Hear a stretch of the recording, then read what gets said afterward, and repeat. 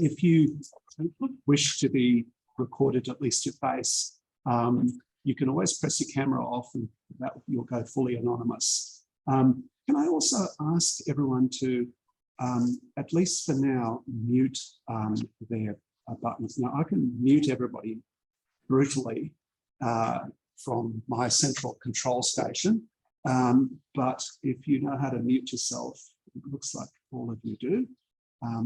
Thanks very much. All right, we're going to start the AGM as usual sorry, we normally start the AGM with, all the boring stuff like the apologies and acceptance of minutes, etc., etc. But I think today we're going to do it the opposite way around, get to the fun stuff first, and then if afterwards you're getting bored or you have to get a coffee or watch a replay of Collingwood, then I think you can leave and leave the boring stuff for the diehards. But we'll start off. We're going to be going over to Bangladesh in about 20 minutes, 25 minutes. Technology going well. I've been told that it's raining very heavily in Bangladesh and there may be a delay, but I think that the rain will only add to the authenticity, but may take away from the signal, clarity of the signal. Look, I've got a fair bit of technology to fiddle with today, so I'm just going to pin myself. I've been told I've got to do that by Zoe from last year. I remember still Zoe. I'm going to share my screen. All hopefully will go well. And I do actually have slides. Right, academic side is kicking in. Hopefully it will kick in successfully. So I actually created a tiny little video there for you. And basically, this is what I want to cover today. I want to cover basically 2 years of the charity rather than the usual 1 year, because the COVID period has been like one very, very long year, to quote Groundhog Day, with continual closures of the schools and opening up for a few weeks and then closures again. So we are struggling a little bit with the reboot of the organisation post-COVID, just as the world is struggling with its own reboot. We've also experiencing some troubles relating to legal problems, which I'll touch on a little bit later. And some of the COVID-related problems include retaining staff and retaining students, and a relatively new problem related to electricity consumption, believe it or not. The government in Bangladesh has decided to shift from the current 5.5-day week, which all of us would have experienced until about 1940, to a 5-day week. So that's going to bring its own challenges to try to pack whatever education we can get through the schools into a shorter school week. I also want to talk a little bit about scholarships, which is on the positive note, things that we've done to improve stationery in the schools, the possibility, which is always there, of building new schools or improving old ones. I mentioned the legal challenges twice. Obviously, that's on my mind. And finally, I want to finish off on the most positive note, which is looking at things we can do to improve the quality of education in Bangladesh. So I'll start off with a very quick sense. Let's see if I can get this to work. A very quick sense of my recent trip to Bangladesh. And I wanted to show you this boat because I love boats, and also because this is typical Bangladesh. The largest boat is simply ramming its way through all the smaller boats, almost causing several of them to capsize, and no one complains. Power is right. And so he just jacks up the volume and pushes his way to port. This is classic Bangladesh. So that was back at the, in another workplace health and safety site. This is in the middle of Char Fasson. The Jacobs Tower was built at great expense. It's the tallest building in the southern part of Bangladesh, quite famous as a tourist spot. Fully 2 years old, already starting to deteriorate because of everything deteriorates quickly in Bangladesh. And these guys with their bamboo and They've got a bit of rope attached to one of them, but most of them are just operating 300 or 400 feet off the ground on ladders, replacing a glass in one of the windows that had cracked without any protective gear at all. And finally, another workplace health and safety. This was actually in the printing district stuff. That's a petrol tanker, by the way. These are very narrow, 4 foot wide, 5 foot wide roads in between printing equipment with all the inflammable paper and ink, etc. there. And here you've got a petrol tank with a little spout at the top where you can pour more petrol in or take the petrol out. It's absolutely lethal. Had there been one cigarette there, I wouldn't be alive to be presenting this AGM. And, you know, the trip south, is it possible to pack in more lighting into a single ship? I think that ship has 5,000, 7,000 lights. And this particular occasion is one that I won't quickly forget. It doesn't, you can't see it in the picture, but that is a motorboat with a black vinyl hood. The temperature is 37, 38 degrees. Humidity is 100%. I went into that boat with my interpreter, and I actually sat there and I thought, you know, I'm a polite man, but we were waiting for new passengers to come.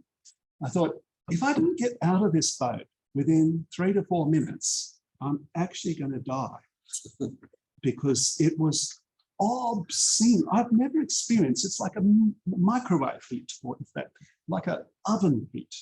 It was so hot that after a few minutes of looking at each other, who's going to say first that we cannot stay here? We both, at the same moment, said, we got to go. And we got out of that boat and survived, again, to tell the story. Me handling yet another photograph of myself. So every time you open a bank account or do anything of any official sort, you need a photograph, you need a passport. And I always say the paperwork, the front end is always very important. The back end of the paperwork, they never look at the paperwork again. Sorry for the Bangladeshis, but I'm sure you'll recognize the bureaucracy is sometimes more about the show of bureaucracy than the actual dotting of I's and crossing of T's. All right, so let's get to the practical stuff. The back to school, several of you will have already experienced and observed the efforts that we made to try to keep the schools running. And this particular video is one that I don't think you have seen before, looking at one of our teachers carrying some exercises through to one of the children's homes.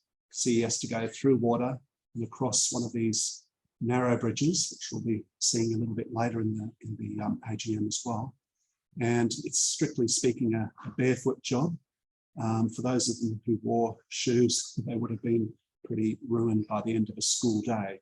Traveling to the school, to the children's homes, and individually handing out exercises, providing some initial guidance, and coming back a week later and getting the marked sheets back from the children. And effectively, you know, trying to at least keep education alive in a country which has a lot of upside still. You know, it has a lot of education's of the desperate need there. There are still a huge amount of people out there who are not literate, and even the real levels of literacy in Bangladesh, when we say people are literate, how literate, the issue of the quality of literacy is still quite low. So it was awful, really, to be losing a whole year of education. And so, you know, we're back on the ground now. I've been there only maybe 6 or 8 weeks ago. I'll be back there again in November to travel around and see all the schools and talk to all our staff again. On this particular occasion, it's a relatively quick fortnight trip, and I was only able to see 7 schools and deal with issues like banking, some scholarships, and the legal problems, which I'll touch on a little bit later. But I also visited this particular site. This is a site, the potential site of a new school. That rickety building in the background has been donated to us if we'll take the gift. And these were the kids pressing their way into this, again, oppressively hot. They couldn't wait to get in. They couldn't wait for a teacher to appear and start work. I'll talk a little bit about, because I realise time is short, I'll talk briefly about these issues in a single bracket, the retention of staff and students in this issue of 5 days a week. The retention of students during COVID obviously was difficult to measure because the schools were closed. But once the schools opened again, we did see a significant drop in the number of children coming to school. And this is due to a whole range of issues, and the staff have identified a number of them. Some of these are that the children that we serve are obviously in super poor areas, and the parents, I think, became used to having an extra pair of hands at home to assist with staying alive, you know, doing basic things like collecting grain off the roads. You know, the grain gets dried on the roads, and then the owner of that grain takes away the harvest, but there's always some seeds or grains left on the road, which people can sweep up, wash if they've got time, and eat. So there's a, you know, when you're truly poor, every grain of wheat or sorghum or anything is of rice is of great value, mainly rice in this district. So there's this degree to which the students have gone back to being, you know, effectively illiterate and working with their families to stay alive. There's also the fact that during the COVID period in Bangladesh, in fairness, there was a fair bit of development. So a lot of new roads were put in during this time. The network was expanded, and more schools were built. So in some cases, schools were built relatively closer to our schools, and in some cases also, the roads to other schools became more passable. There was more public transport, which was affordable. So children started to leave and go to other schools during that time. We face a continuing problem because the government of Bangladesh does pay a small remittance to students. In terms of how much it is, we're talking dollars a month, you know, in the low dollars, but nevertheless, again, for people from this region, any kind of money is valuable. They also do have the advantage of feeding their children a little packet of biscuits every day. And that sustenance that is provided to the children of a family helps the whole family. We can't do either of these things because it would be phenomenally beyond our budget. It's actually remarkable, considering the challenges that we have, that we do have such a high retention of students. And in some schools, this problem is not at all at the case. In some schools, we're still getting 95 to 100% retention, and we're at the same numbers we always were. So for the charity going forward, we do face some challenges to decide what to do with our school network. Do we expand it into islands and places where there is fewer schools and where there are more children who have access to nothing? Or do we just cope and continue to look in the mirror and say, regardless of how few children we've got in the schools, we are providing better education? We know this is true because at the end of the year, we all sit for the same exams, all children sit for the same exams, and we invariably see that our children top those exams. So government schools might have biscuits and government schools might have a remittance, but government schools don't have dedicated teachers to the degree that we do. So I had an interesting encounter with my new interpreter, the one who took over from Ali, who passed away. And he was an excellent replacement, a young man, only maybe 22, from a very poor background. I think that really helped him. And he had spent his childhood at a BRAC school.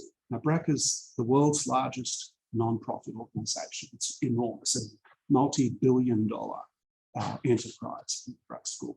The BRAC schools are one-teacher schools, unlike ours, which are four-teacher schools. And those BRAC schools have, you know, maybe 20, 25 children for one teacher. Our schools commonly have 200 to 300 for 4 teachers. So simple maths tells you our schools are producing more children, more education per teacher. And I took him to some of our smaller schools where we are experiencing a so-called problem with retention. He said, oh, so many children here. So it's all relative, it's all relative. And also from my perspective, some of the schools that are struggling, the children who remain at those schools are the utterly poor, the ones who cannot afford 12 cents to get on a rickshaw to go to the next school, that have to stay close to home in case there's an emergency. So, what do we say to those children? Oh, there's only 15 of you guys, so we're going to abandon you. So for me, this issue is a big issue. It's one that's occupying my deputy, Tony, quite a bit. But I do still stand quite proud of where we are post-COVID after 2 years of the schools virtually always being shut, or open and shut. I think that I just briefly dwell on this. This is one of the means that we have to control or supervise the charity across the other side of the planet is through Facebook. With the improved internet in Bangladesh, we now have our own inspectors webpage where the inspectors report things like, to the left-hand side there, you can see the inspectors counting the number of children and reporting on the condition of the school.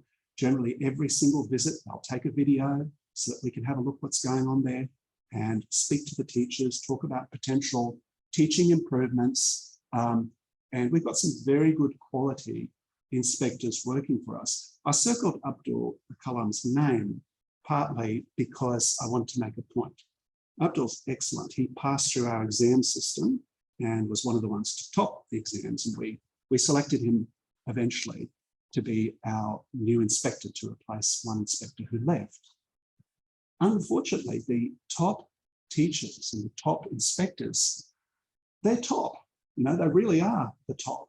And so a number of our best teachers sat for the primary school exams, and a number of our best teachers have been selected for the final stage of selection for the primary school exam. So it's a great shame for Bangladesh in some senses, because the best teachers will go towards a primary school system, which in fairness, I think isn't as good as our system. So we do face the problem of retaining top quality staff. And so that's another challenge for us to face this year. What do? Do we simply increase wages? No, that's not so easy, because wages make up 85% of our income. So look, I wanted to just touch on a few more positive notes as well. I mentioned going into the printing district, and they have some fairly sophisticated equipment there, which I could recognise from my printing background. And they also have some fairly unsophisticated equipment, which is humans burdened almost beyond belief in these narrow alleyways. How this guy was meant to carry around this paper in these narrow alleyways when his visibility would have been extremely poor. But look, that particular adventure in those narrow alleyways turned out to be pretty positive. Not only have we been able to get substantially cheaper stationery for the kids. I think some of you may have seen in previous years that the children would have had stationery roughly, let's say, folded A4, so A5, and maybe 12 pages. I think it was 12 pages of that. And that would have to last a month for most of their writing. That was just way too little to have a decent level of practice. We've roughly doubled the amount of paper at this stage without increasing the cost. And the quality of the paper is better so that it stands up to the humidity better. And it even has the co-ed name on the front, which I didn't think was such a big deal. But for the children and the teachers, even that minimal level of branding is a matter of great pride to them, that they've got a co-ed book that they can take around. So, it's not everything that we think about. We have regular appeals. Shall we get uniforms? Uniforms have various risks I won't go into in the Bangladeshi context, but Stationery has no risks, and I think this has been a really positive move. I think we need to do more of this type of thing. The 5-day week I'll touch on very briefly. The committee will be meeting in the new year and have a challenge of actually looking at the curriculum, how it's spread, anywhere that we can have greater efficiency. I think it'll be welcomed by the teachers, obviously, having an extra half day off and not having to travel to school through the mud for that period. But we just need to keep an eye on the fact there's a lot of holidays in Bangladesh, and how much education can we fit in a half day? Because the days are effectively half days there. For the little kids come in the morning, the older kids come in the afternoon. This is I don't know whether I'll briefly show you this video of the kids playing soccer. That's the soccer ball. It's the goals. I think it turned into water polo by the time they realised I was watching. Now, in terms of briefly, in terms of support and scholarships, one of the things that I spent a bit of time over there is through the great support of Liz Hamilton from Tasmania and her family, we've managed to ramp up our scholarship program quite a bit. Scholarships are not a huge amount of money in terms of an Australian perspective, but they are life-changing for families that have to deal with children who are disabled. Of all the things I've had to do in Bangladesh over the years, I probably found this half day where I met these children to kind of judge whether they were suitable for the scholarship program or not, was probably the hardest half day I've had in my life. Because it's not just the children themselves who are suffering, but the whole family are suffering. And the love that the parents showed, and the care and concern that the parents showed, even though they must be beside themselves with desperation. You know, I don't think I could have come home without pretty well deciding that all of them get support. Now, it's a difficult decision because there's a lot of people in Bangladesh in this situation. But I think that one way or other, we just have to raise the money to make sure that we can support the children who come to us. So legal issues, I've touched on a few times. It sounds scary. It's actually heading in a good direction because of my connections with the university and because of COED's good name. We've managed to get pro bono legal support from a very prominent barrister. I met with the Attorney General of Bangladesh and had a very favourable meeting with him as a result of contacts. You know, and I do think the building of bridges that we've done over the years in Bangladesh is starting to tell in our favour. So we believe that some of the legal challenges we face, which in brief are that some outsiders are attempting to nationalise our schools for private purposes. So the irony is, you know, when you go nationalise, it sounds like a positive thing, nationalisation, but in fact it isn't, and it's usually about private profit. So they sell the jobs at public schools so that you can buy yourself effectively. You've got enough money, you can buy yourself a job with all the perks of a public servant. So this is a big business that's going on in the background. We're the meat and the sandwich. And look, we've done some good work in recent years of pushing back against this tide of greed on behalf of these outsiders, and in some cases insiders. We have had to sack some of our own staff for involvement with these schemes. So in terms of building, I do think we're going to be focusing this year on peripheral things. And when I say peripheral, not peripheral to education maybe, but not peripheral to life. There are schools that lack access due to bridge quality, and Borhan will be showing us a bit more of that in a minute. And so building bridges literally is one of the most positive things we can do, because those bridges will allow children to get safely to school. And we've had those cases of children drowning in previous years. But in addition, it will help villagers get around quicker for economic purposes, for example, bring their children to school or allow their children to safely come home from school without having to stop what they're doing. So it has a lot of knock-on effects. Infrastructure like this. We'll be improving toilets, we'll be rebuilding one of our schools. And I just wanted to give you a little bit of breaking news, which I'm hoping, where is it? Yeah, here it is. I just want to quickly, I just went too far, take you to Five Doors, one of our most famous and perilous schools. Five Doors School, I'll see if I can turn the volume up. Five Doors School sits in the Bay of Bengal now. It's right on the edge. If this machine were to swing around with a camera on it, you'd see the waves of the Bay of Bengal, and they're continually encroaching.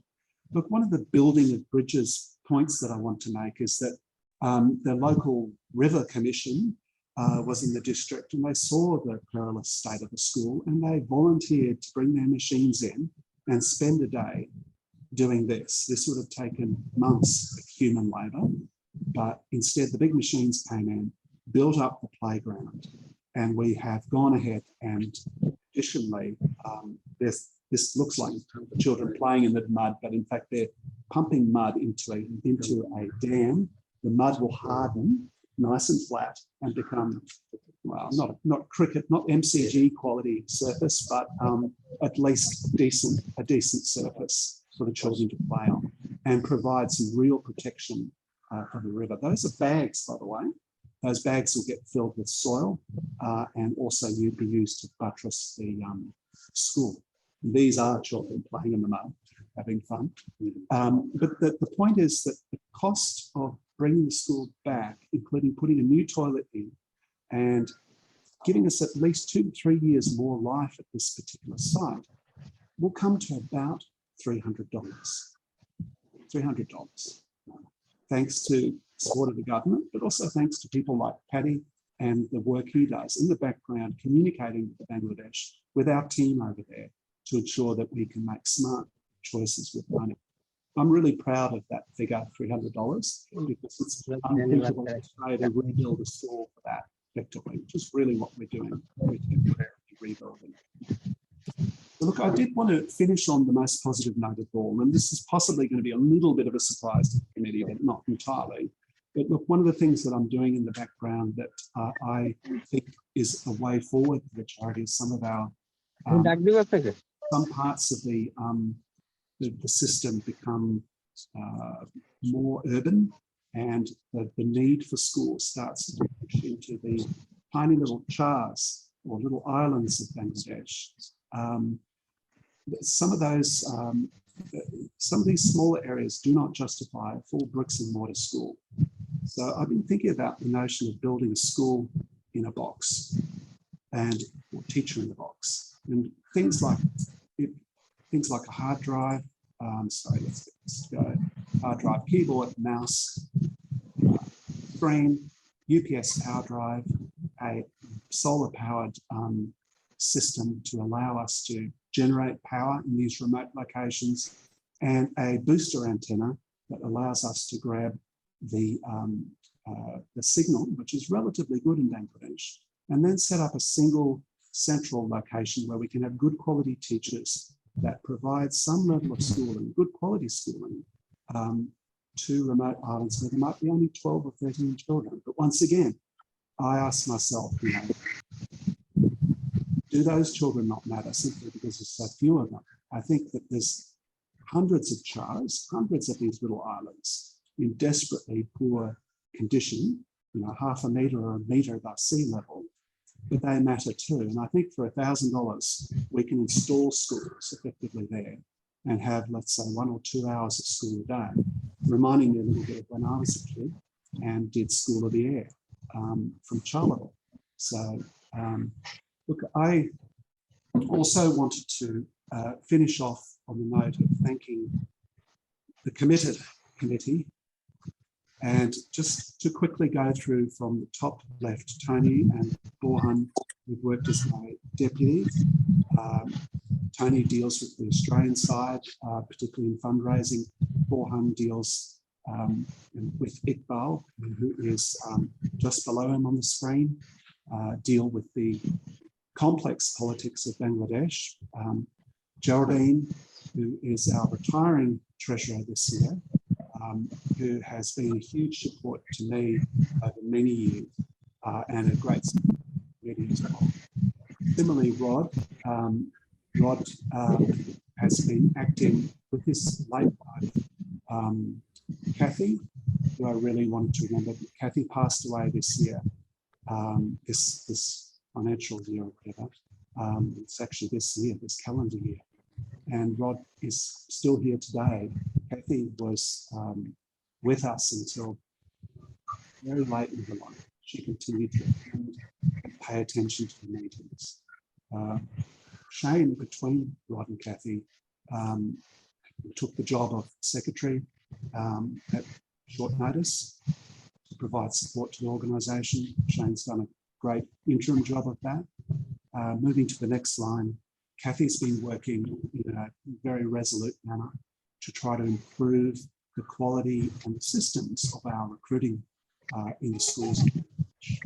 And Kathy will also be retiring this year. We've got Iqbal, as I mentioned, who is basically, he looks like a police detective. He is a police detective when it comes to Bangladesh. He does a lot of the hard phone calls to Bangladesh when we've got a behavioural problem over there. In the middle of the screen there is Sue, who answers the 1300 number, deals with payroll, which is not a job I ever enjoyed, so I'm really grateful for having taken that over. And she also works at schools in Victoria. And then we've got Patty. Patty, who I've mentioned, deals with the building issues and challenges of mechanical issues, including motorbikes and such things over in Bangladesh. On the bottom line, we've got Shirley. Shirley works with Geraldine and the rest of the Warwick-based committee, particularly at times of mail-outs, but also things like organising the Condamine Sports Club and facilities here today was through the good offices of Geraldine and Shirley.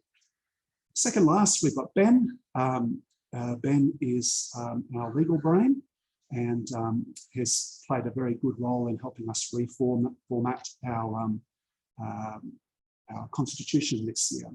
And finally, Pradama. Pradama is actually doing research with me in Bangladesh, looking, and it's through Pradama's work that this notion of school teacher in the box and actually wanting to extend that to the doctor in the box to provide medical services to these remote locations through the internet. So look, I am going to stop sharing. I apologise for taking longer than my 20 minutes. And Borhan, how are we travelling in terms of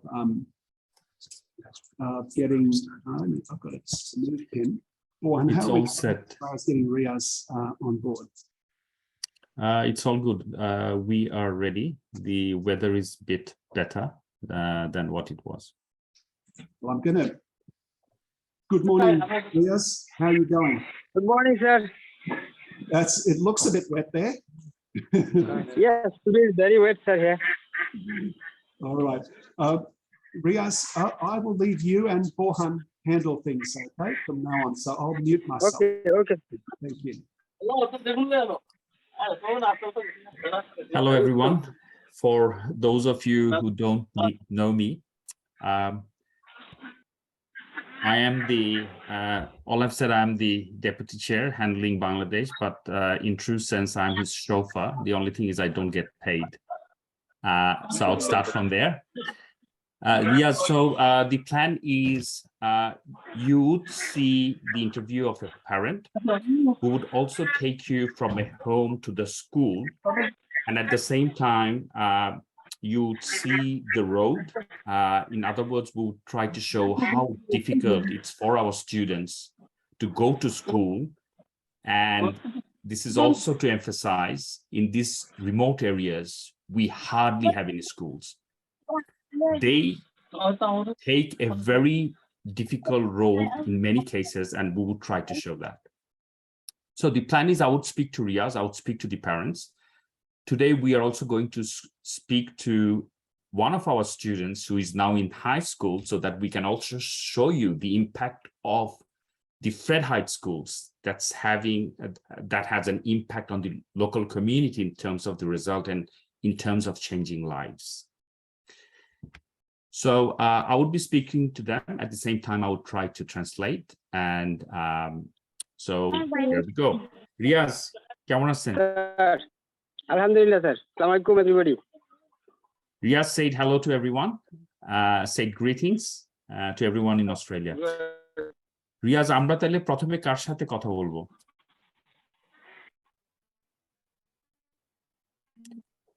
আমার কথা শুনতে পাচ্ছেন?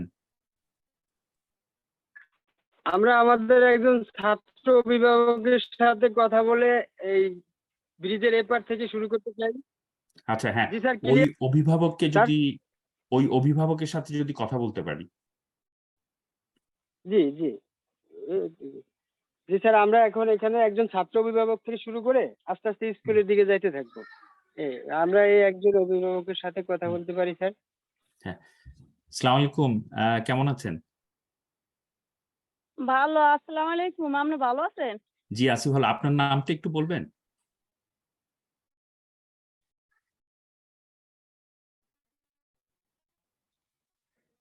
জি, আমার নাম বিবি রাবেয়া। জি, আবার বলেন।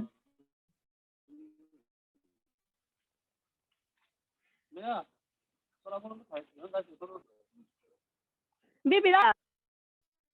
আচ্ছা, so for everyone, this is Bibi. She has a son and in our school, and her daughter actually finished her year 5, who we are going to speak to later. Riaz, are you there? না, আমার কাছে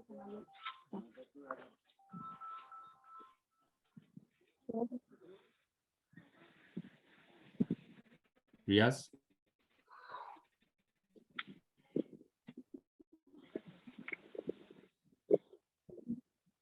Riaz, are you there?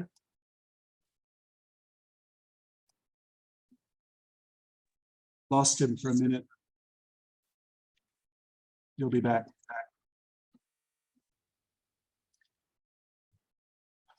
Seems like we are having some technical issues, so I will just quickly check our phone what's happening. He's back. Sir শুনতে পাচ্ছেন? হ্যাঁ, শুনতে পাচ্ছি। Sir এখানে আজকে বিদ্যুৎ নাই, তো এইজন্য নেটওয়ার্কে যথেষ্ট ঝামেলা হচ্ছে। আচ্ছা, so what Riaz is saying, because we don't have electricity over there at the moment, we are having network issues. আপনার এক ছেলে এক মেয়ে আমাদের স্কুল থেকে বের হয়েছে, তাই তো? জি, আচ্ছা, আমাদের স্কুলের মান কেমন? ভালো। কেন বলতে পারবেন একটু?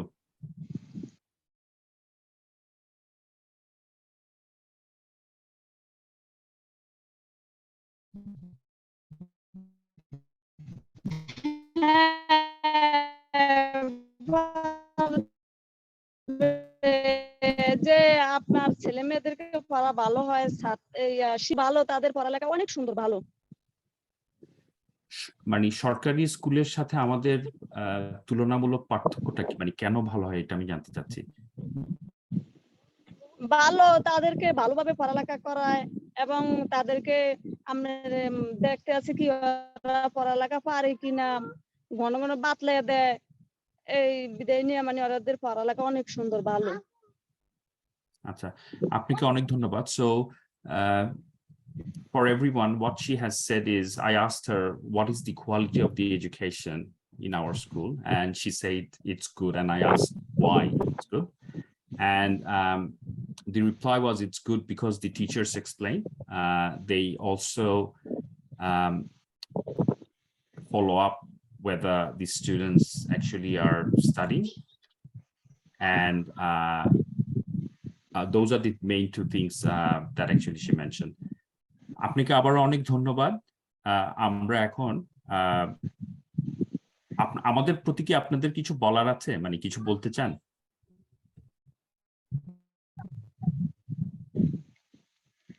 বলতে চাই মানে আমাদের এখান থেকে ছেলেমেয়েরা স্কুলে যাইতে পারে না, কিভাবে এদিকের পুলটা করে দিবেন, দিলে যেমন পোলানে স্কুলে যাইবো, পড়ালেখা ভালো হবে।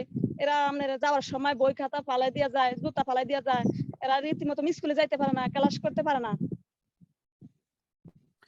আপনাকে অনেক ধন্যবাদ বিবি। So in reply to my question, I actually asked her if there is anything that she would like to mention, and what she has said is the path from the home to the school, or from that area in particular, is quite difficult, and there is a bridge, and sometimes they lose their books, they lose their shoes, and they're a bit scared to cross the bridge. Anyway, we would show the road today, the path to the school. আপনাকে অসংখ্য ধন্যবাদ, এবং আমরা আশা করছি যে আপনার ছেলে ভবিষ্যতে ভালো কিছু করবে। রিয়াজ স্যার, স্যার আমরা এখন চলে যাব আমাদের ওই, যদি আপনি ব্রিজের কাছে। হ্যাঁ, ব্রিজের কাছাকাছি। So now what we would like to do is show you the path from this area to the school. You can see that it's quite wet, and those of you probably who haven't walked on a muddy road, you need to be quite careful. I remember from a couple of years back, I think we saw a video where Olav, who is actually pretty good and he's quite used to this sort of stuff, actually slipped, and we really enjoyed that in a way.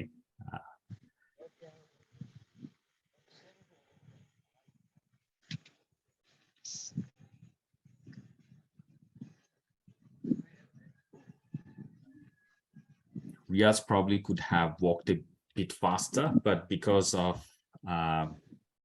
the rain and the slipness, I think he's a bit cautious. So this generally is a bit better side of the path going to the school. And you can see the natural beauty on this island, which is really green. And why Riaz is taking us, I would like to say the school is New Hazariganj Co-ed School with 179 students, with 5 teachers, including a Kindi teacher. Now, out of the 179, 72 girls, and yeah, so the school has reasonable number of students.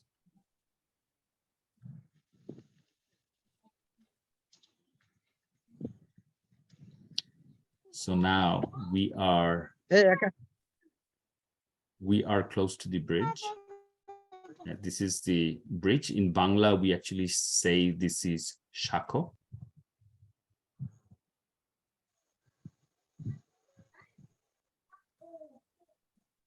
And you can see that they are. Riaz, এরা কি আমাদের স্কুলের ছাত্র?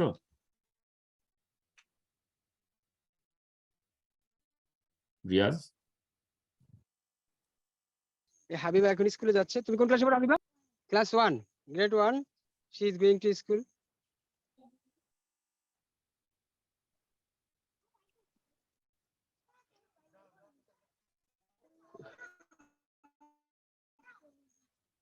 And another guy, boy, is our kinder students. His guy. So for this kinder student, it might be a bit difficult, and the mom is helping him. As you can see, you know, the sidebars that we generally hold for the balance, it could be very difficult for a Kindi student because of the height.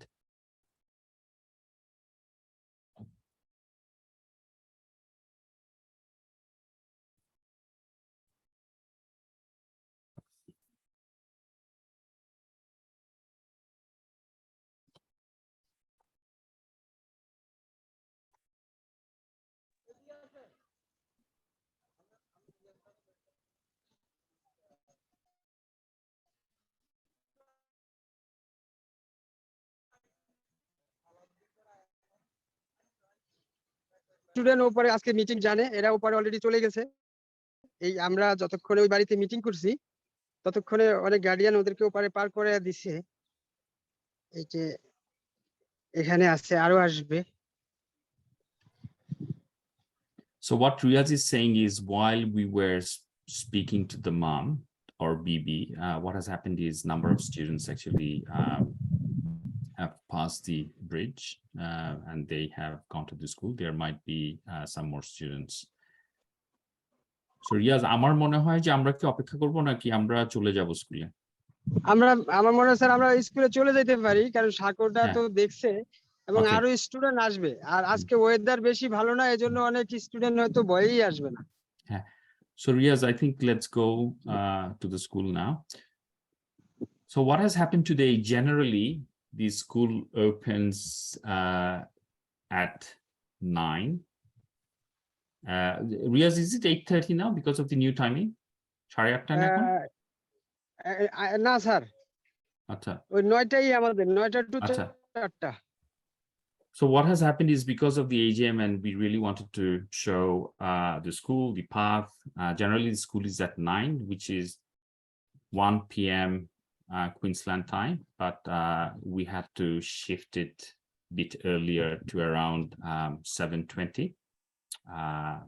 And we had to speak to the teachers to see whether the students can come a bit early. So the paddy, the rice fields.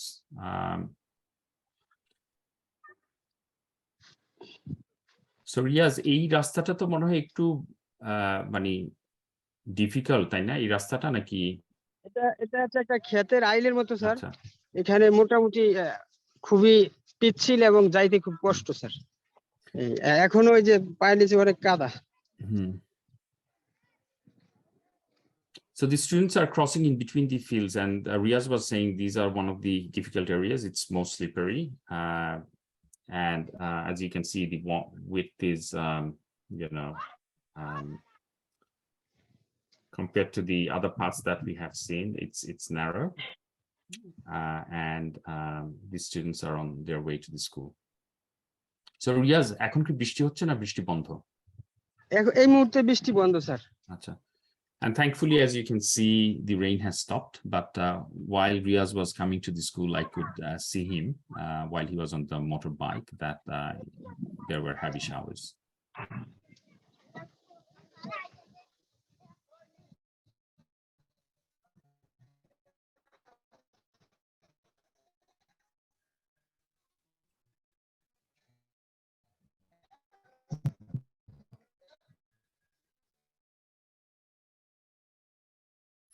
Actually, Olav, while I see this, I think that probably we could, from our donors, we could probably, start a boot camp during the monsoon season and see how they all do, crossing this it's not as muddy as some of the other places that we have seen in the past. Appears that we have lost Riaz for a moment. And you'd lose the 400 where there's a boot camp over here. You pay extra if you fall in the mud, right? Which Sorry, what's that? You pay more if you fall in the mud. Yeah. Riaz, আপনি কি ওখানে আছেন?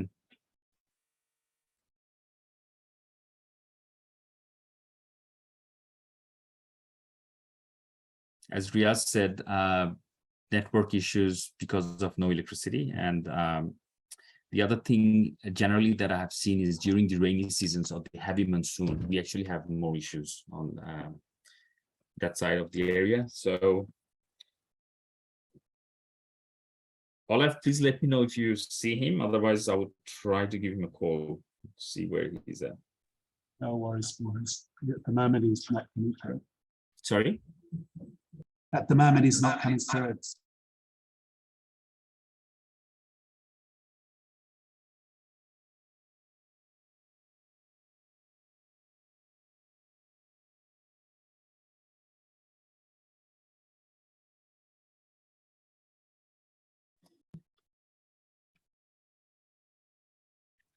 This also reminds me of a story. I knew that the students will cross the bridge, and I was really praying that no one slips or anything like that happens. Because my dad, who that was probably in the 80s when I was a very small kid, and we came from overseas and we were going to our village home. And my dad was, and he was, the bridge that he was crossing was even thinner than what you have seen, much, much narrower. And he thought that he's still in his school days or something, and he thought he would be able to cross that. And in front of all of us, while we were on the boat, he fell into the river. And we all had a good laugh. But I was really praying that with these kids, they don't slip that, because I was actually quite worried when I saw that bridge myself. So Riaz is trying to join in. So as soon as he joins, we don't have much left on that side.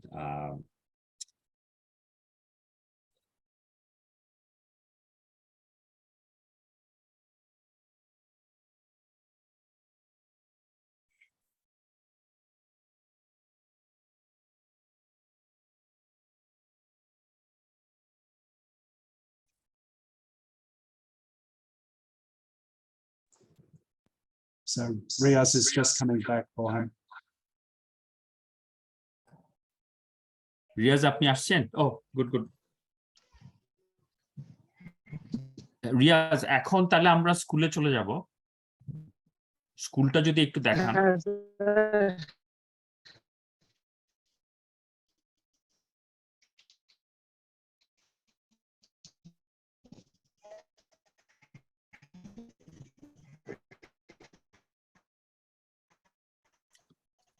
Riaz আমার কথা কি শুনতে পাচ্ছেন?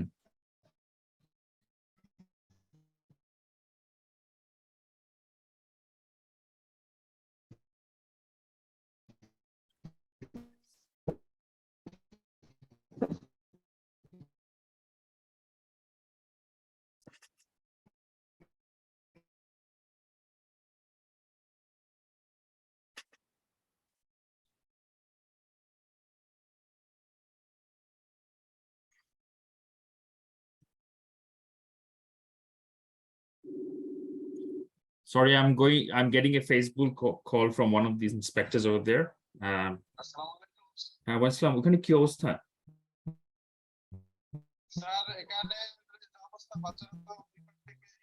আচ্ছা, আপনি কোথায়? আপনি কি রিয়াজের ওখানে? না, আচ্ছা আচ্ছা, রিয়াজ আছে আপনার সাথে? না, আচ্ছা।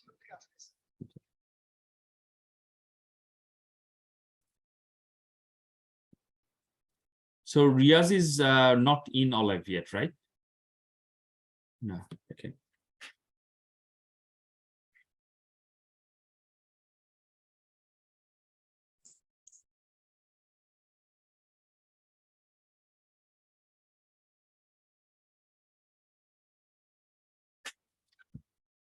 Sorry about this technical glitch.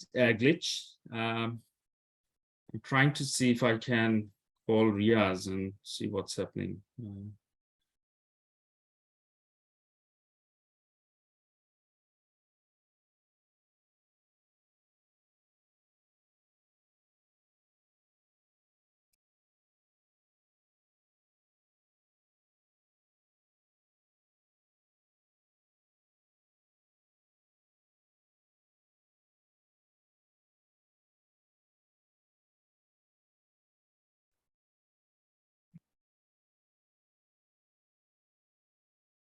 Borhan?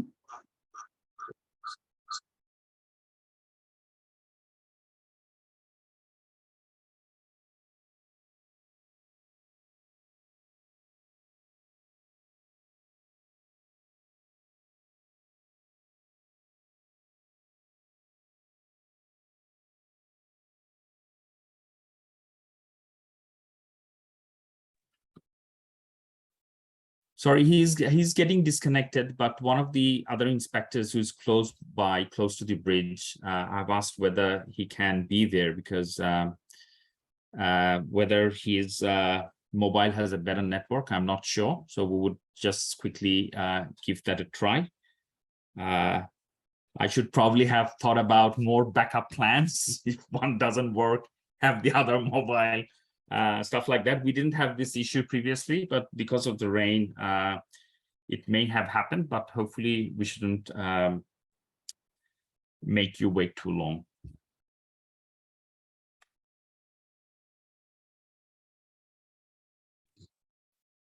We might give it another 30 seconds or so, Borhan, and then maybe go on with the AGM and then maybe come back if required, okay?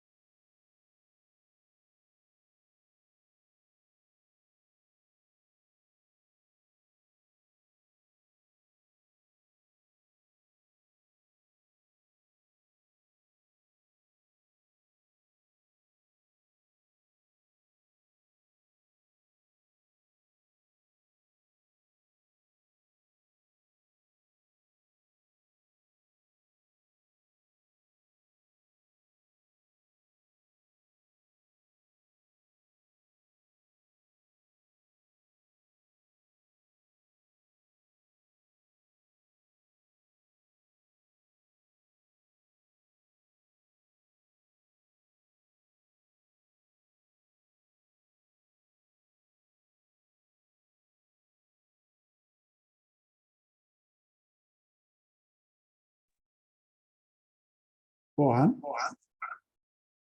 I think we should go on with the AGM. Okay.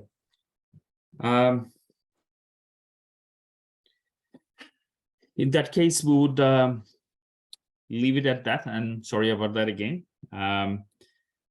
The other inspectors actually lost their network as well, but there were a number of students, many students, you know, at the school. That's what he has actually told me. So, Olav, are you going to take any questions?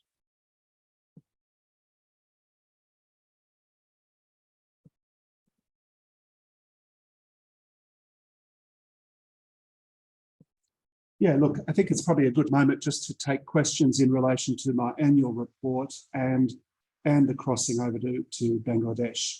I think now would be a good time. We're about to go into the things like receiving of the minutes and, you know, audited reports and financial reports, so the boring stuff, which you are more than welcome to stay with. But are there any questions either through the chat or audio? You can feel free to unmute yourself.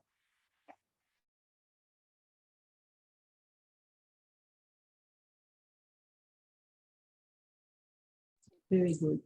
It's all excellent. Olive, could you chat a little bit more Frank, I about? think you're speaking, but I can't hear you at the moment. Is that any better?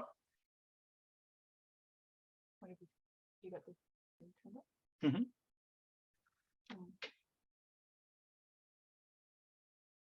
We can hear you. We can hear. Oh. I apologize, that was my fault. Go on. No Frank. problem.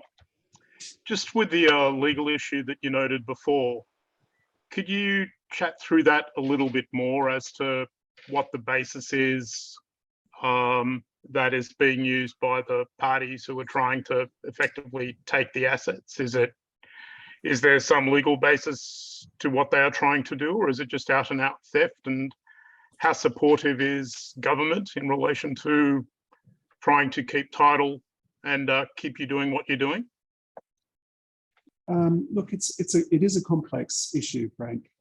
So when we start a new school, land gets donated to us, and that land immediately gets deeded to the Department of Education. So the land is once owned by a landowner, given to us as a charity. We then pass it on to the government.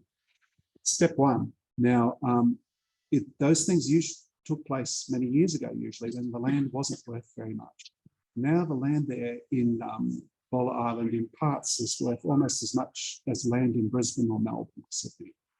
So the land is suddenly become much more expensive. So some of these issues are driven by donors' regrets, you know, that they regret giving the land away and never making any money off it. So there's a little bit of that. They sometimes are behind then trying to form a shadow committee or a shadow of teachers who will claim that they're working at our school when in fact they're not working at the school. They will then put documentation into the government with improper names on them, in fake names effectively, claiming that X, Y, and Z works at this school. The government periodically makes a decision to nationalise schools and has done so since Bangladesh was born. There's been every 10, 15 years there'd be a push to nationalise schools. And generally we've cooperated with that. But as we've become aware of the substitute teachers, to put the nicest word for them, they're not really substitute teachers because they don't do a moment's teaching, they're on the books. Those jobs are paid for by the person who's organising the syndicate to get the school nationalised. And unless we did something, unless people like Iqbal, Borhan and other people did something, these schools would just be nationalised, and our own teachers would be sacked or find themselves without a job. Sorry. And so the process of, sorry, I'm a little bit disconnected here, but the process of doing that means that we are up against people who are dealing with significant sums of money. And that money is sometimes used in part, generally used in part, to bribe certain government officials and so on and so forth. So it is complex and entrenched. The government at an official level is very much against this, and we've got some wonderful allies in both the Department of Education and beyond. I think we're winning this particular issue, Frank, but it is like the tide itself, almost irresistible at times and continual. Corruption is something that's a constant in the world, and so it's something that has to be continually fought. But this particular wave of problems, I think, is coming to an end. Hello. I hope that answers the question recently, Frank. Yeah, thanks for that. Looks like we've got Riaz back, yeah. So maybe we will go back to Riaz now briefly. He's obviously getting close to the school. I'll spotlight the school now. So he's having some issues. Riaz, are you there? Yes, sir. So you can see these students. The problem is very close to the school. There are issues with network, and you can see all these students there. So Riaz, do you think you can go? আপনার কি মনে হয় যে আপনি স্কুলের কাছাকাছি যেতে পারবেন নাকি নেটওয়ার্ক হারানোর সম্ভাবনা আছে? একটু চেষ্টা করি স্যার। এই ছেলেটা ওখান থেকে মাত্র পার হয়ে আসছে স্যার, এই যে দেখা যাচ্ছে ও এই ব্রিজ পার হয়ে স্কুলে আসছে। আচ্ছা, আপনি স্কুলটাকে দেখেন, ওই বাচ্চাদেরকে দেখেন, অসুবিধা নেই। You could see one of the students coming into the school.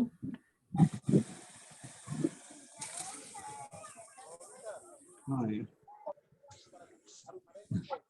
I grab us completely water.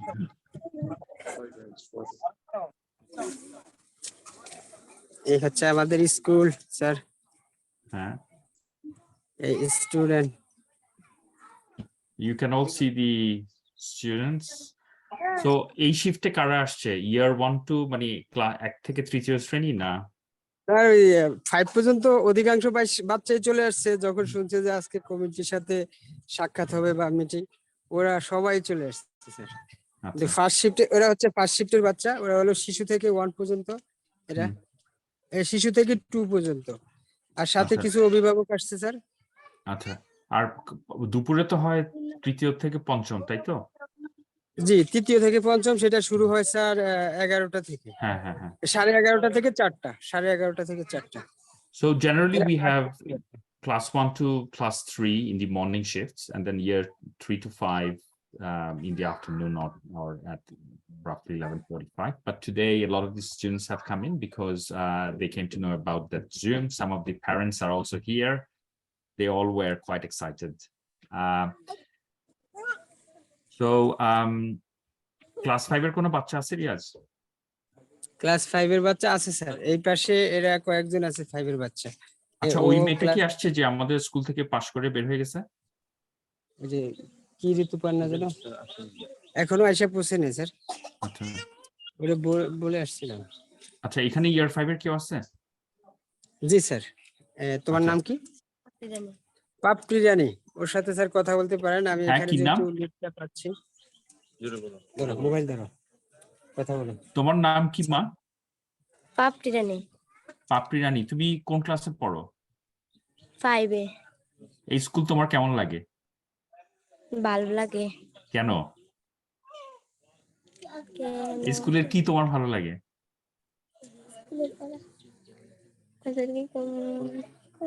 পড়ালেখা ভালো লাগে। আচ্ছা, আর তুমি যদি পড়া না পড়ো শিক্ষকরা কি করে?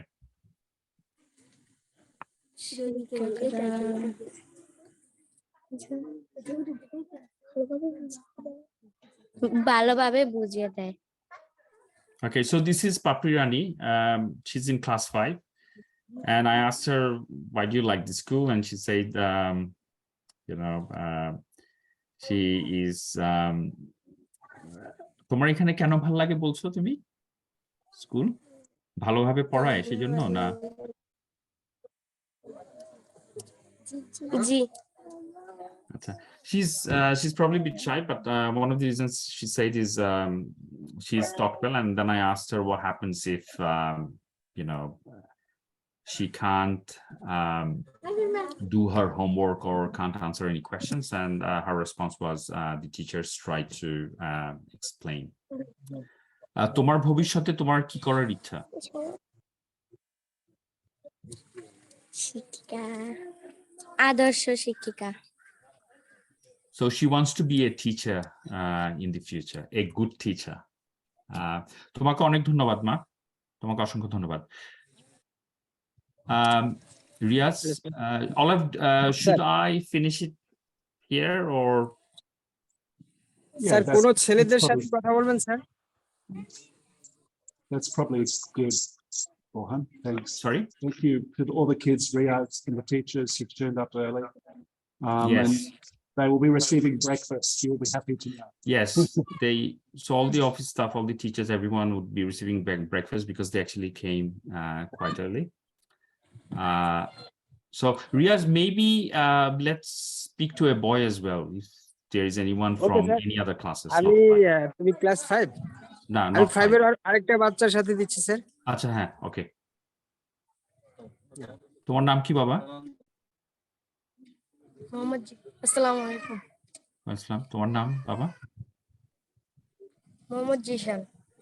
So this is Mohammad Zeeshan. তুমি কোন ক্লাসে পড়ো?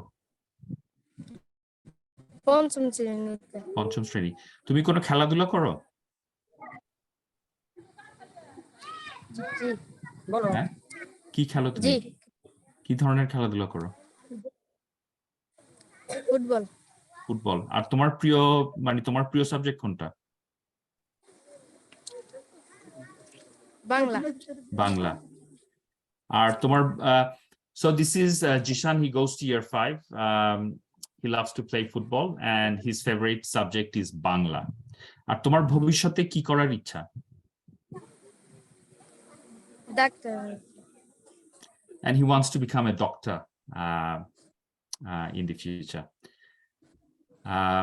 আমাদের উদ্দেশ্যে তোমার কিছু বলার আছে জিশান? কিছু বলতে চাও? এখানে কমিটির সকল লোকজন আছে যারা এই স্কুলটা ডোনেট করে আমাদের বেতন দেয়, সবকিছু, তোমাদের বই খাতা কলম, তাদেরকে তুমি কিছু বলতে চাও কিনা স্যার, এটা বলছি।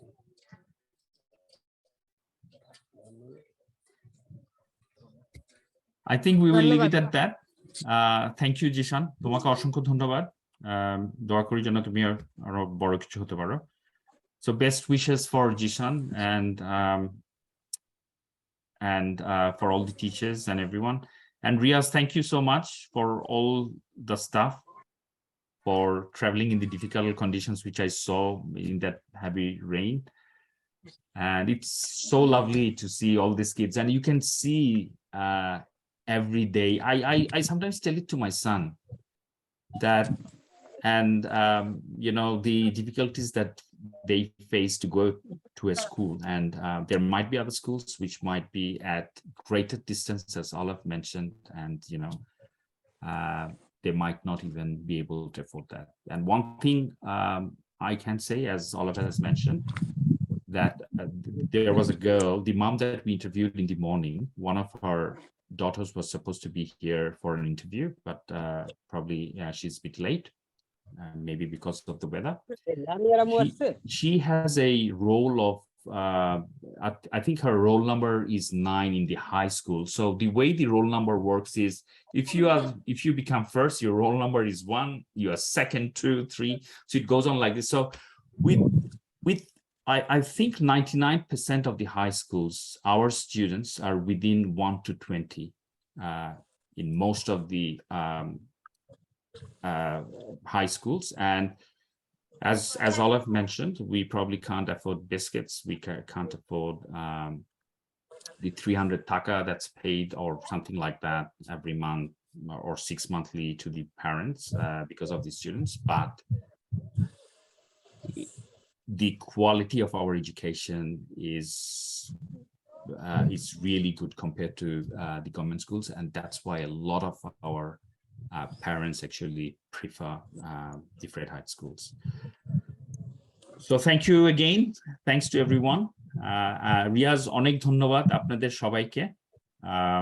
আপনারা সবাই ভালো থাকবেন। Thank you sir. কমিটির সকলকে আমাদের পক্ষ থেকে ধন্যবাদ জানাবেন sir.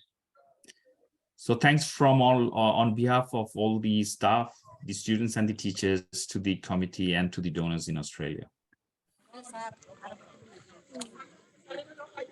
Olav. Thanks, thanks, Borhan, and thanks to the team, obviously. I'll try and unpin. I'll try and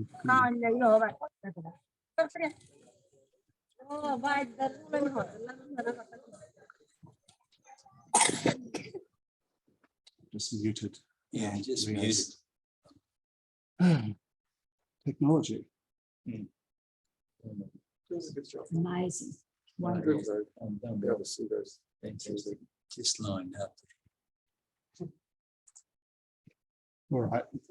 Look, thanks for your patience in relation to that, but it was, you know, it was brilliant in a sense to see so many kids persisting at going to school in such conditions. And Geraldine, who's just sitting next to me, commented several times, "Why they really look clean," which, considering it's an island made of mud, and the water is made of mud, and everything's made of mud.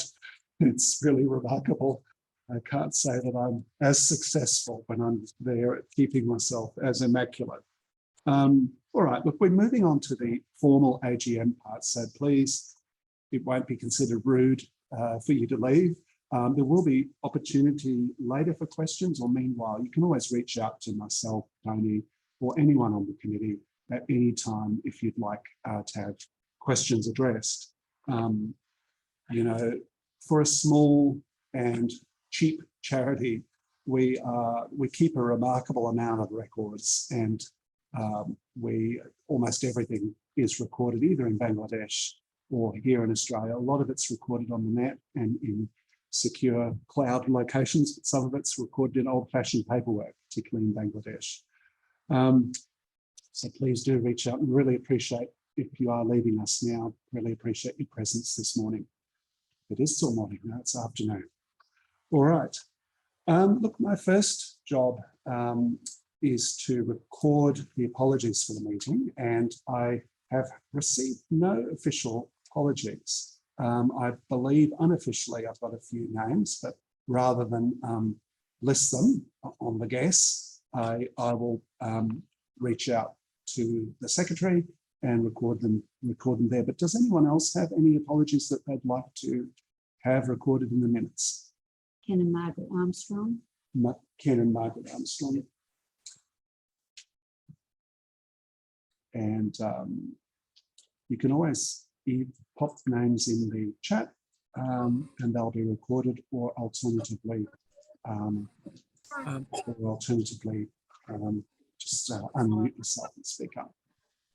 I have few teachers that are absent. They sent their names. I'll send it to you. Thanks. Well, that's great. All right, moving on. Last year's minutes are here to be received. They're available in the room. Unfortunately, I cannot magically have this slide how I distribute them to everybody present.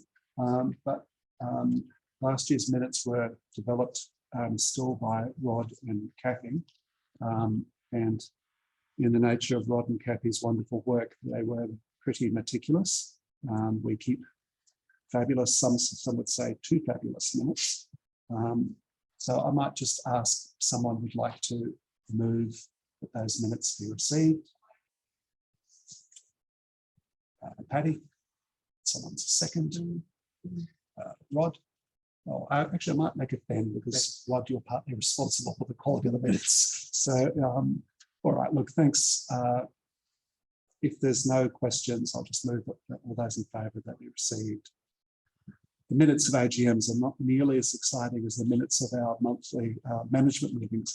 So, all right, look, we'll turn to the financials. And I have to thank Geraldine for managing to work with both our bookkeepers and our auditors in getting this in on time.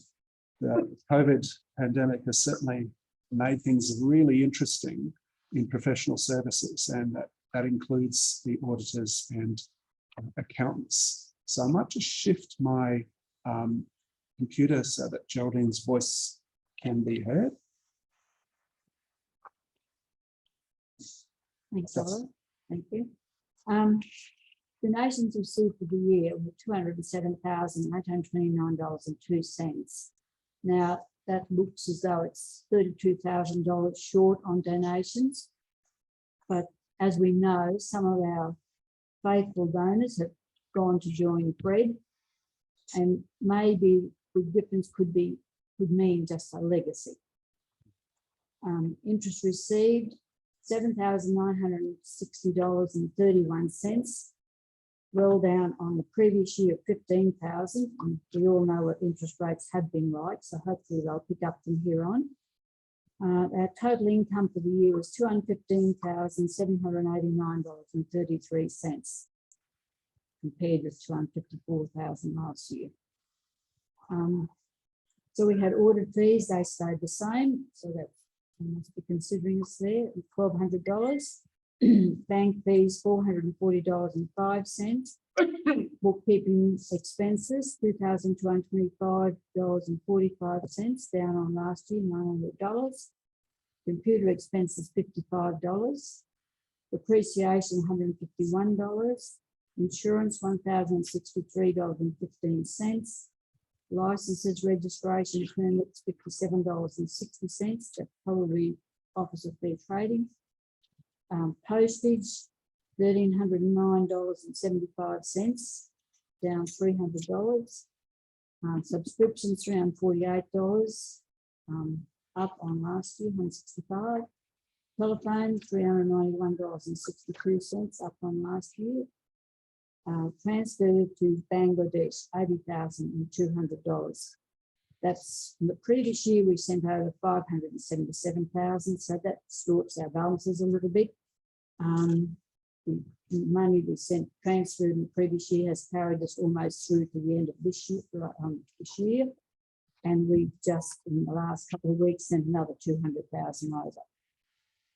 So our profit was $128,347.71. Retained profits $1.723,329.37 million. Net profit $128,347.71, with our closing retained profits of $1.851677.08 million, which looks good, but it wouldn't take much for that to be all used up. We have current assets, all our term deposits. So I won't read out, unless anyone would like them. So the total current assets, as what I mentioned before, $1.851 million. So I'd like to move that report be open for discussion.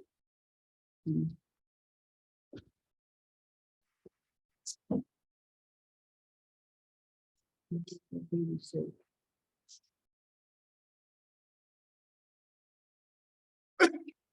Thanks, Geraldine. So Geraldine's moved that be received and has also asked if there's any questions that we can deal with today. So, you know, interest rates will probably be going up. And for COVID, at least that will be a positive, as long as the banks do pass those interest rates on, because we've been scrabbling at near 0% for some time. Any questions from the either the audience inside this room or out in the internet world? All right, so Geraldine's moved. Would someone like to second? Shirley. Shirley, thanks. Yeah. Before we finish that, I'd like to thank Shirley. Always, Shirley Owens, always available to come and if we have to go for bank transactions, she's always been available for me. Rod, want a signature, always there for a check. We have to acknowledge, I'd like to acknowledge Jenny, a bookkeeping director, who pushed all the buttons to get our accountants processed for our auditors. Thank Justin Nolan of BMW Accountants for making the audited representing for us. I think we should mention here, Olive presented a wonderful report as a chair, and I think we should recognise the fact that Olive goes to Bangladesh, does wonderful work over there, all at his own expense. Our newsletters are printed by Olive. We don't have that cost. So he's very credible. And I don't know how he gets across those bridges. And I don't know how he speaks the language or understands the language. So, and as I say, our donors, we can't thank them enough. Obviously, very faithful donors can see the real need for these children to have an education, and we're ever grateful for them.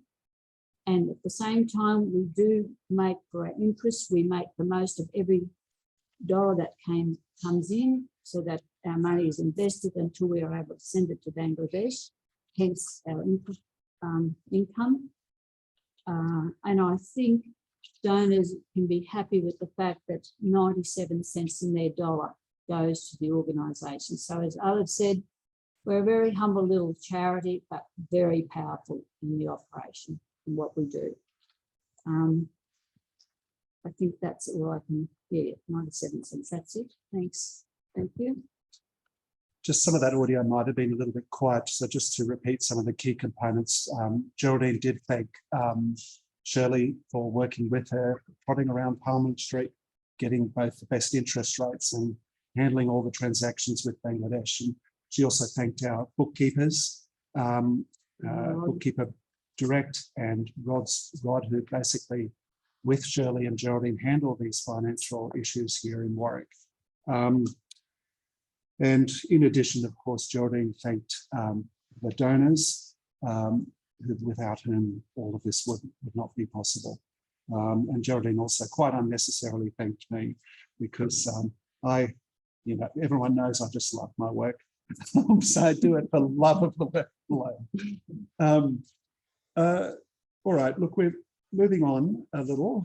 We've got to the point normally where I give the chair's report, but there really is no need to have an additional chair's report this year. I've covered, I think, about what I would like to talk about. I've also covered what I usually would cover in the head of country report to do with issues over in Bangladesh. Again, I'm happy to take further questions at any stage during this AGM. But we're getting to the stage where we handle the election of the management committee and office bearers. Now, normally this process is handled pretty much on the day of the AGM, but our interim secretary Shane has been applying his usual efficiency and observance of the Constitution to getting it all sorted in advance, which was kind of nice. But I would like to pass the chair's role on to someone from the audience, and I'm sort of thinking, well, I would like to pass it on to one of the committee members, but strictly speaking, I can't. So would you take the role, Lionel? Is that okay? Or No, I decline. you decline? Okay. What about you, Anne-Marie? Would you do it? No. All right. Well, would it be unconventional to allow one of the committee members or myself You can to do just that, I think in extraordinary situations like this, yes. Yeah. We don't have a volunteer from the audience. Right. Look, I think that, look, I'll handle it myself. There was only one nomination for chair, and that was myself. So frankly, at that point, I'm allowed to chair the rest of the election process. Look, we do have 2 nominations for deputy chair, but that's a convention, you know. Shane, what's your thoughts about this? I think if you follow the Constitution strictly, only one can formally be appointed, but operationally we can have 2. Okay. So that would be allowed to go. For operational efficiency, I think that would override the. Look, in a sense, as I've sort of indicated, Tony is the deputy chair who takes over when I'm not here, and Borhan is, in a sense, deputy chair for operations, working very closely with Iqbal. So look, in terms of the nominations, we've got myself nominated for chair, Tony and Borhan nominated for those dual deputy positions. Brendan, better known as Ben, Dr. Ben French, has agreed to be nominated for treasurer, as this is Geraldine's last year as treasurer. Shane has decided he will go again for treasurer, and he was assessed for secretary, and he was nominated twice, which is a real credit to be nominated twice. Sue, Paddy, Pranama, and Iqbal have been nominated for committee roles to continue their work with COVID. However, I understand that Geraldine, Shirley, and Rod, who are the backbone of our Warwick operations, have agreed to be nominated, or they've nominated each other for committee roles on an ongoing still. So we effectively don't really need an election, because we have a nomination for every position, which, by the way, in charities is not that uncommon. But I do think, look, I've got the seconders. I will pass the list of nominations and seconding to Geraldine and Rod and Shirley and the secretaries, and I can be seconded to all of them. You can second. Yeah. Okay. All right. So we've dealt with the election process. I guess there's a bit of a call out to, we're losing Kath this year. Kath has indicated that she's still interested in working on the issue of recruitment. So that's a positive to have continuity on that. But look, I do think it'd be nice as we go on to gain more members into the committee, because none of us are getting any younger. And you know, we need to keep the committee fresh and refreshed. All right, thanks very much. I'll pass these nominations on to the Honourable Secretary. Thank you very much. I will move on to the appointment of the auditor, who did do a splendid job in getting it turned around quickly this year. Geraldine, on the auditor's side of things, are the auditors prepared to accept nomination? I'm sure they would, Olive. It'll be just, there is a bit of a trend at the moment for accountants not to do audits. Okay. Fortunately, ours does. Right. So I would recommend that we appoint them again. Okay. So that's Brown, Nolan and White. Brown, Nolan. Right. Good to have a little bit of I'll continuity. move that they be. So Geraldine will move that Brown, Nolan and White will be appointed for another year, something that we do need to consider on an annual basis. Yes. And Rod seconds that. I'll just put that motion. All those in favour? Carried. All right, look, we are at the end of the official point. There is general business before we close the meeting and retire to have, in the case of the Warwick gathering, we'll be going to have lunch. We're holding this annual general meeting at the Condamine Sports Club in Warwick, which is puts on a very nice lunch. So for those of you who can't join us, sorry, you'll be missing out. There is one item that's come to me in terms of general business. Now, I'd like to get Ben, our new treasurer, up here to say a few words about the constitutional changes that we flagged last year. They were mostly in the order of tidying up archaic and inconsistent bits of the existing constitution, nothing too chunky, but I will let Ben speak to that. Thanks, Olive. Essentially last year at the AGM, or before the AGM, we went through the changes. We modernised the constitution. I've taken a bit of advice from people outside the organisation that deal with it as well. We've tidied it up and we're looking at the rolling terms. We decided not to put it in during the last year because of the 3-year terms, that is, and that's essentially because of COVID, and we had a lot of dealings with WorldPay. Even I think Oliver's being a bit cheeky before calling me Brendan because he knows I only get it when I'm in trouble. I'm actually Ben, but simple fact that my name is formally Brendan means that WorldPay even gave us grief over that, even though I should have shown I was one and the same from passport and everything else. Not to mention, I won't. Not to mention that other people having their names up on the committee, I can tell you the bureaucracy with that poor Tony you have to go through. Thank you to Tony for doing that for all of us. It was a difficult time throughout the year getting that all sorted. Hopefully now they're off our back and we can move forward. We can get the Constitution registered with the ACNC and the Office of Fair Trading.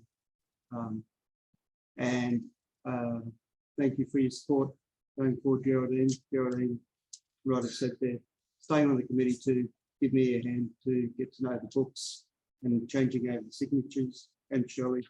So thank you for that as well.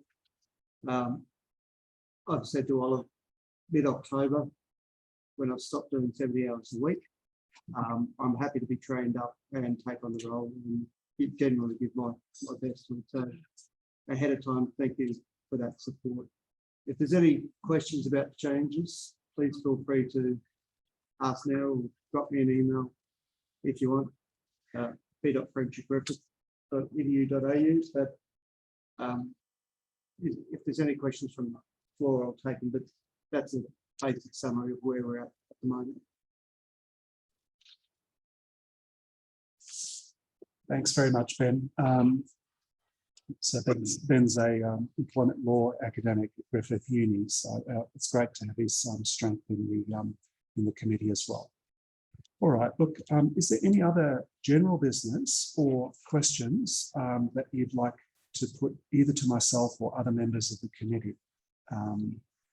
We do have both Borhan and Iqbal here today, which is hugely valuable if you've got any questions on the Bangladeshi side of things. But it's a great moment to unmute yourself and whatever you wish to say or ask. I've got a question here from the floor from Rod. Sorry. I'm just wondering, are we to be voting on the changes to the Constitution today? Yes. So Rod's put a good question and typical of the kind of mind that Rod has got. He's asked, should we put the changes to the Constitution to a motion? I think that actually is a good idea.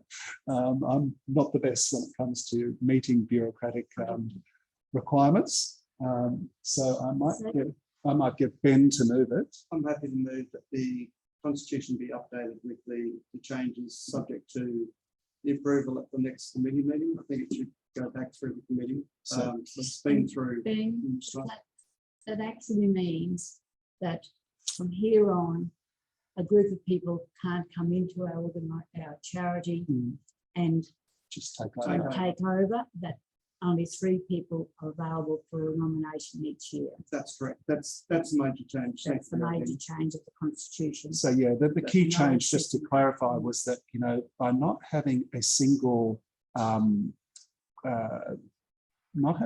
election where every member of the committee could be thrown out in theory, that was probably our biggest fear. This was a fear that was hung over from Fred's times, when Fred actually, you know, worked with me on the constitution on issues that were related to an unfriendly takeover of the charity. That, no, just to be clear for those of you who don't know, we all work for nothing.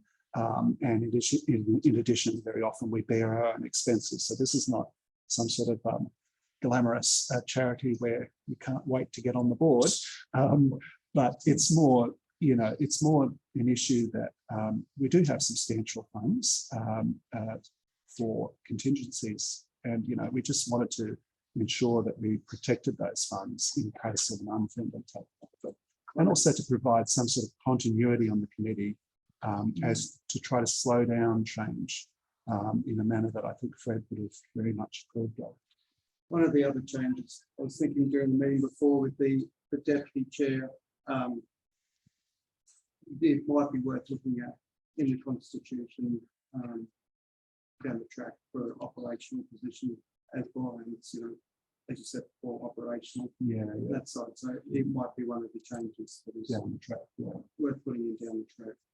But the management committee itself meets monthly, and it is able to appoint subcommittees, for example. There was a time when in Melbourne, for example, there was a very strong subcommittee. Melbourne still is the centre of our fundraising universe, but we don't have an official committee down there. So there is, you know, there's an opportunity for a lot of flexibility within the constitution as it stands. So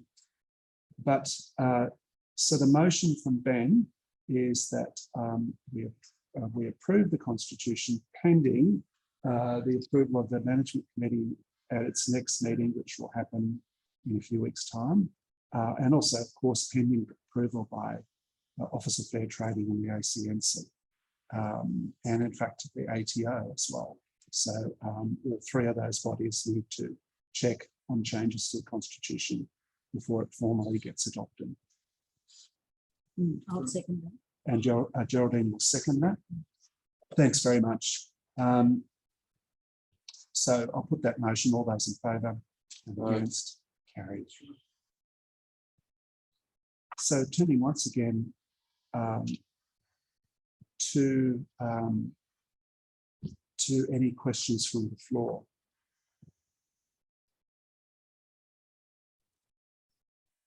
Or here, sorry, I should look up. I apologise. It's too much for me, too much for my brain to think of all these different worlds I have to address. Online too. I have been working online too long as a teacher. I haven't seen a classroom in some time. Go on. When you were giving your presentation, you noted that one of the differentiators between the co-ed schools and the national school system was the small meal and the remittance provision to the families. Yes.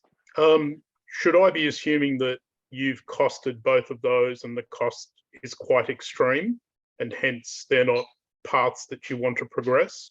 Or should I be thinking you would rather utilise funds raised for the creation of schools rather than those 2 other alternatives? If I could bring one of them back, Frank, it would definitely be the biscuits. I've costed it. And we're talking close to $1 million a year, or in excess of $1 million a year, just to give one small packet to every child every school morning. You know, I'm going from 6 days to 5 days. We'll cut that by 1/6, but we're still talking very large dollars. And this is bought at, of course, wholesale rates, and it does include, as you can imagine, Frank, the complexity of distributing to 45 locations on a monthly basis. So it's a logistical exercise. But if we could get someone to, you know, give us that money annually, I would be very inclined, because it's a basic, you know, you don't learn well on an empty stomach. It's not a luxury. a small packet of protein-rich biscuits. So I'm not at all against doing that. I can't think of anything better to spend it on, to be honest, but we just don't have that kind of money. And of the two alternatives, in your opinion, and in the opinion of the people on the ground, the provision of the small meal would be the more important of the two alternatives? I'm just doing some quick maths, Frank. I've never done the maths on the other one, but I think it's about $100 a year times 5, 8. Yeah, it's the other one is more affordable. The Taka, yeah, the other one is substantially less. It might be in the order of $100,000 or $200,000 per year to provide the same stipend for students. So I guess we can take that to the committee and talk about it. One of the reasons I don't like that particular one is biscuits are biscuits. They're not even very tasty biscuits, right? They're pretty basic, but they do nourish. Cash is cash. So they hand out cash at these schools. We would have teachers and other people handling, you know, 100 taka, 500 taka is not a lot of money, but multiply that by 300 children and it is a lot of money. And I worry about large lumps of cash, not so much biscuits being carried around to 41 schools, but we used to pay for our teachers in cash. And one of the things I hated about it was that it was cash. And it was naughty. Naughty things happened to that cash, even when it was just salaries for teachers. So I'd like to, if we did it, we probably wouldn't do it with cash. We'd do it with, ask the teachers or ask, sorry, the parents to set up a bank account and then do it electronically, so to speak. It's a thought, Frank. Thank you. Olav, could I add a bit to Frank's question, if that's all right? And this is just my thought. In terms of the monitoring incentive, with the research that I have done, Frank, I couldn't see any direct benefit of that apart from an incentive for the parents. With the government schools, what they're doing is the money is going to the parents. I think it's 3 monthly probably. And on the other hand, if with the pens, the papers, everything is free from our school, they receive that. And so, and if anyone has some other needs, for example, medical or scholarship, we actually have other funding available depending on the condition of the students. So just my thoughts on that note. Thanks, Borhan. So yeah, just for those in the room, we've just been discussing stipends or biscuits, you know, and seeing which is the better one.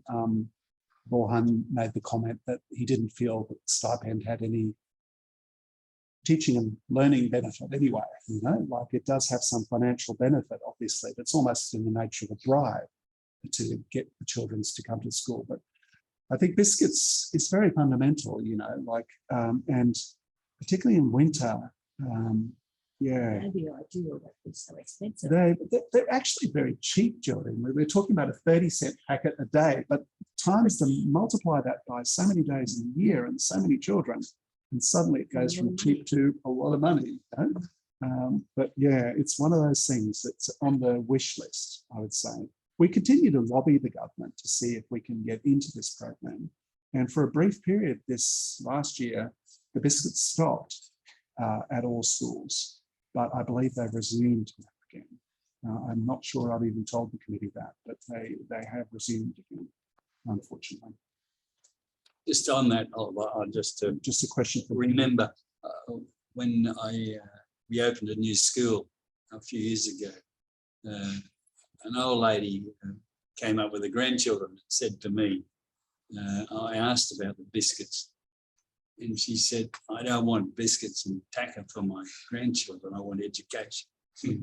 So Paddy was just telling a story of an old lady who came up to the school one day and said, I don't want biscuits and taka for my children. I want education, which is, you know, a great line. But nevertheless, I think everyone needs biscuits and taka as well. Yeah, as it is an attraction. It is an attraction.